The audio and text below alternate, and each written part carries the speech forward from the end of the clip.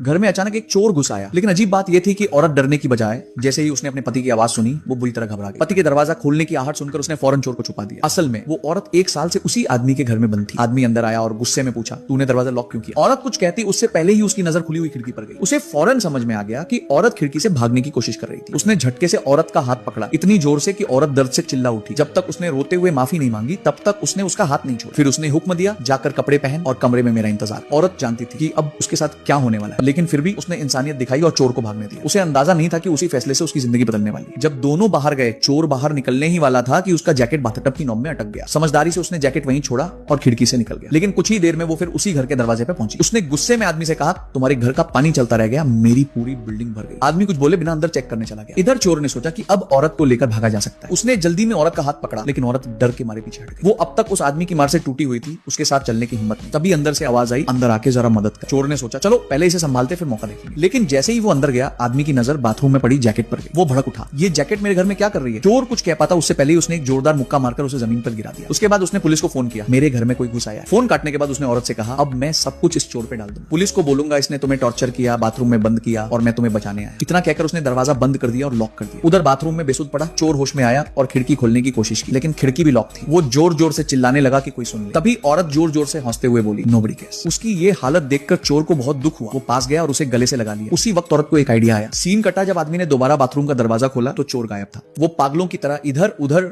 ढूंढने लगा, लेकिन कोई सुराग नहीं मिला। जैसे ही वो औरत के पास पहुंचा और उस पर हाथ उठाने ही वाला था, चोर अचानक बाथटब से बाहर कूद पड़ा और उसे जकड़ लिया। इसी बीच पुलिस पहुंच गई। आदमी ने सोचा पुलिस चोर को पकड़ने आई, लेकिन अगले ही पल पुलिस ने उसी को गिरफ्तार कर लिया घरेलू हिंसा के केस। उसे हथकड़ी लगाकर ले जाते हुए पुलिस ने बताया कि सबूत मिल चुके हैं। औरत चौंक गई। उसने चोर से पूछा, तूने ये सब कैसे किया? उसने जवाब दिया, मैं उन सैकड़ों पड़ोसियों में से एक थी जिसने तुम्हारी चीखें सुनी थी और इस बार मैं चुप नहीं रही।